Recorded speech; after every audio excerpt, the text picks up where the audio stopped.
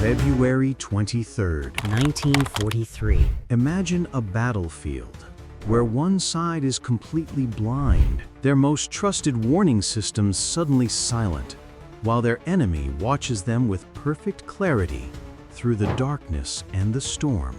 This wasn't merely a tactical failure, it was a technological execution.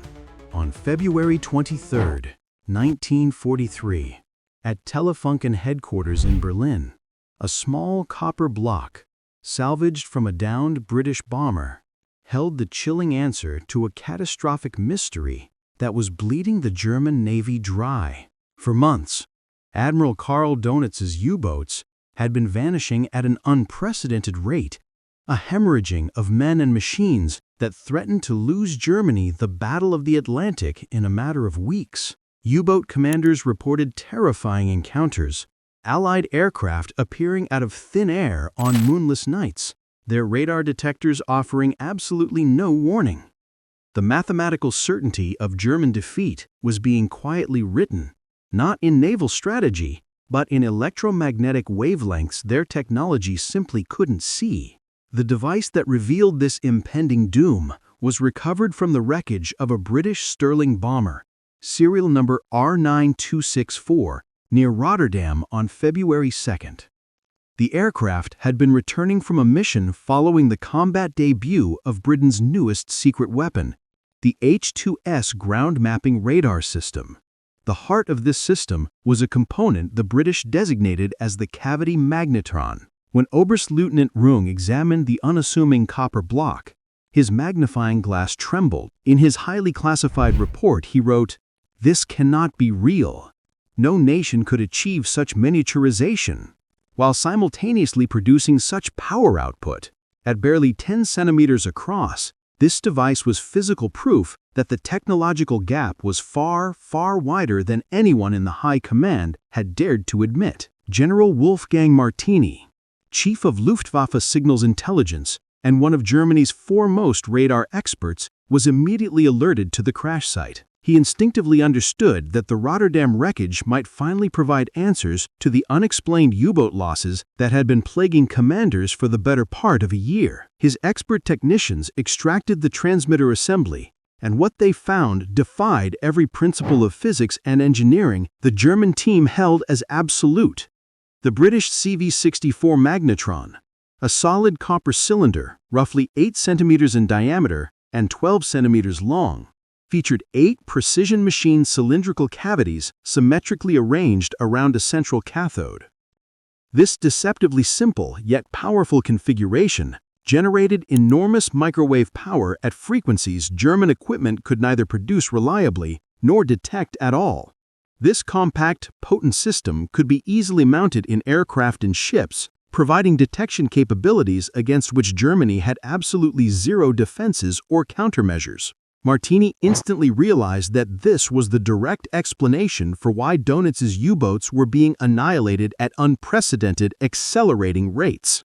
The mystery of these ghost attacks had been growing since late 1942. U-boat captains such as Kapitänleutnant Hans-Joachim Schwanti of U-43 described traversing the Bay of Biscay on dark, moonless nights, running on the surface to quickly recharge their depleted batteries, when searchlights would suddenly blaze from directly overhead. The METOX radar detector, which had previously given advanced warning against older Allied radar systems operating at the 1.5-meter wavelength, gave no alarm whatsoever. "We were blind," he wrote, describing the aircraft as having simply materialized from darkness itself. Similar disturbing reports flooded headquarters in Paris throughout the winter, and the grim statistics followed them. In November 1942, Germany lost 13 submarines. By February 1943, monthly losses had climbed to 17. The exchange rate, which was once heavily favoring Germany, was catastrophically collapsing. Admiral Dönitz, promoted to Commander-in-Chief of the entire German Navy on January 30, 1943,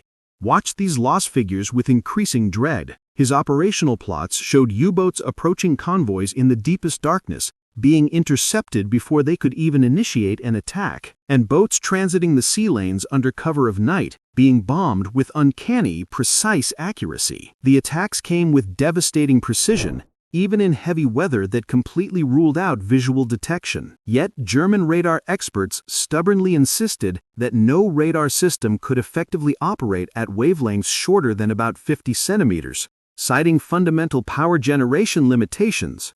They were convinced their technology was superior, dismissing the theoretical possibility of practical centimetric radar using advanced magnetron technology as an engineering fantasy. This arrogant, complacent certainty was about to be utterly shattered. The captured magnetron arrived in the Berlin laboratory on February 5, 1943. Rung immediately assembled Germany's top microwave specialists for what they called the Rotterdam Working Group. Their initial careful examination on February 6 immediately revealed the core operating principle. The cylindrical cavities acted as highly efficient resonant chambers, generating and amplifying powerful electromagnetic oscillations. The sheer engineering sophistication of the device absolutely shocked the German team. Dr. Otto Hockenberg later vividly recalled the precise moment of realization. When we first energized the magnetron, the frequency counter registered 3.3 gigahertz, a frequency we could barely measure, let alone generate with any useful power. The output meter showed 40 kilowatts of peak power. It was like discovering the enemy possessed artillery when you thought the battlefield was strictly limited to rifles. They instantly understood why the METOX was completely useless. The German detector was built for meter wavelength radar operating around 200 megahertz. The captured device operated at a 9.1 centimeter wavelength, more than 16 times shorter. The critical portion of the electromagnetic spectrum the British were now exploiting was entirely outside the reception range of all existing German warning receivers. They had in fact been fighting blind for months, totally unaware that the enemy could see them with perfect clarity. This same cavity magnetron technology, adapted for air-to-surface search radar and designated ASV Mark III, could reliably detect a submarine's conning tower from over 20 kilometers away in virtually any weather, day or night. The magnetron-powered radar system created a clear, map-like image on a cathode ray display, showing coastlines, cities, and terrain features with remarkable detail, allowing bombers to navigate accurately through thick cloud cover and impenetrable darkness. For the U-boats, the microwave emissions from this new radar were completely undetectable by all existing German warning receivers, including the METOX.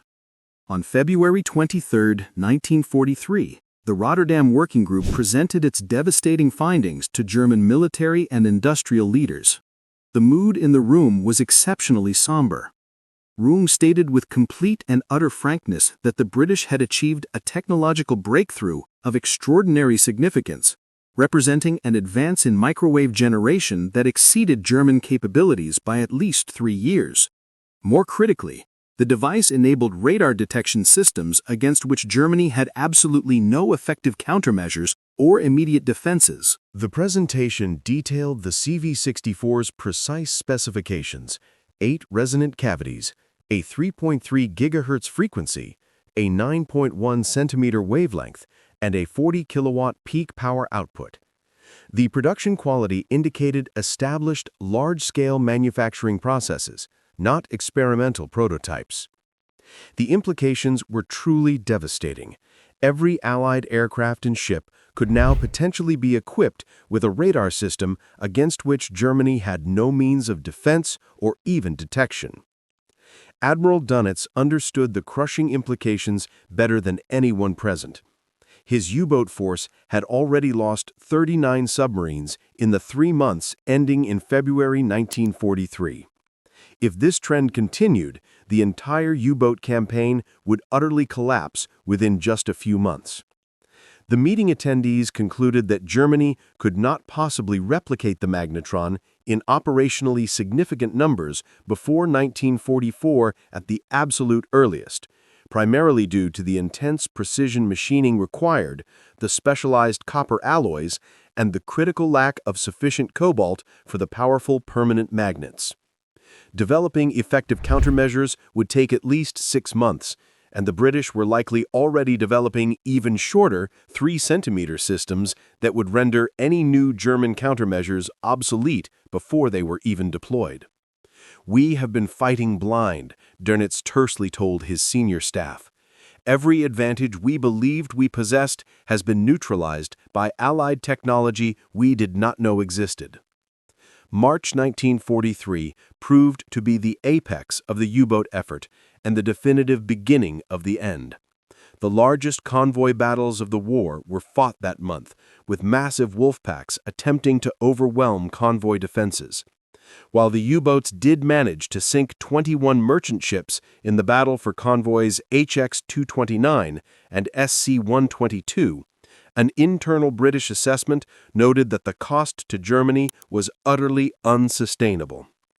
The strategic picture was rapidly deteriorating because American shipyards were launching approximately 3 Liberty ships every 2 days at peak production, a staggering rate German U-boats simply could not hope to match. The true catastrophe came in May 1943, a period now known to U-boat crews as Black May. Allied aircraft and escorts, now widely equipped with centimeter ASV Mark III and Type 271 shipboard radar, savaged the U-boat force mercilessly. During the battle for convoy ONS-5, the U-boats suffered losses that approached their successes, making the exchange ratio absolutely suicidal. 2 weeks later, convoy SC-130 demonstrated complete Allied dominance, with 0 merchant ships lost, despite attacks by up to 33 U-boats. The losses mounted relentlessly. Between 41 and 43 boats were lost during the month, representing approximately 25% of the entire operational U-boat strength. These losses included U-954, sunk on May 19, 1943, by the frigate HMS Jed and the sloop HMS Sennen, a loss that carried a profound personal weight for Admiral Dönitz. Aboard U-954 was his youngest son, Lieutenant Zersay Peter Dönitz. The boat was destroyed with all 47 crew members killed. Facing a catastrophe unprecedented in the history of U-boat operations, Dönitz called an emergency session on May 24, 1943. A full quarter of his operational force had been destroyed in 3 agonizing weeks, with experienced commanders dying faster than training schools could possibly replace them. On that same day, Dönitz drafted the grim order that effectively conceded defeat in the Battle of the Atlantic. North Atlantic operations were temporarily suspended, and all boats were immediately ordered to withdraw from the main convoy routes. The immediate statistical impact was dramatic. In June 1943, only 17 merchant ships were sunk, and in July, a mere 9. The critical Allied supply line was, for all intents and purposes, secure. German attempts to develop effective countermeasures were too little and too late. They tried desperately to copy the Magnetron, but production was severely constrained by critical material shortages. The new Knackos radar warning receiver, finally introduced in September 1943, could theoretically detect the 9.1 centimeter radar, but by then, Allied scientists had already developed the next generation of 3 centimeter systems, against which the Knackos was instantly blind. The Germans were perpetually 1 generation behind, constantly attempting to counter yesterday's threats. Tactical adaptations, like fitting U-boats with additional anti-aircraft guns, were disastrous, as Allied aircraft could detect the U-boats from ranges far exceeding effective anti-aircraft fire. Even promising new designs, like the snorkel, which allowed U-boats to run diesel engines while submerged, were only a partial solution, still leaving a visible wake and severely limiting speed. The revolutionary Type 21 electroboat, which could outrun most surface escorts while submerged, arrived too late to matter, with only 2 boats conducting combat patrols before the war's conclusion. The psychological documentation from German naval personnel is perhaps the most compelling evidence of the cavity magnetron's war-winning impact. These were not defeated soldiers merely seeking excuses. They were highly trained specialists who understood with chilling clarity that they had been rendered obsolete by science. Kapitän Werner Henke, captured in 1944, told his interrogators, "We knew by mid-1943 that the war was lost, not because German soldiers lacked courage or skill, but because Allied technology was systematically destroying every advantage we once possessed." He referred to the Metox detector as the grave bell among crews, because when it failed to warn of approaching aircraft, it rang only for our funerals. The statistical summary confirms the absolutely decisive impact of the cavity magnetron. From June 1943 through May 1944, after centimeter radar equipped most Allied forces, German U-boat losses climbed to an astonishing 237, while merchant ship losses dropped dramatically. The exchange rate had reversed, completely and permanently. The cavity magnetron, originally invented at Birmingham University in 1939, represented one of the most significant technological breakthroughs of World War II. Its impact extended far beyond the immediate military application, ultimately becoming the foundation for post-war communication systems and the modern microwave oven. Of approximately 40,000 men who served in U-boats during the war, about 30,000 would ultimately die. A 75% casualty rate, the highest of any military service on either side. They fought with extraordinary courage, but courage could not overcome a fundamental technological disadvantage that made them invisible prey. As one U-boat commander noted, Allied mastery of the technological domain was so complete that they could barely execute their basic mission. The examination of that single copper block in February 1943 had been, in effect, an autopsy on German naval strategy. The cavity magnetron had turned the tide of the Battle of the Atlantic more decisively than any tactical innovation or strategic decision, making the invisible visible and the hidden exposed, providing the precise instrument of German defeat.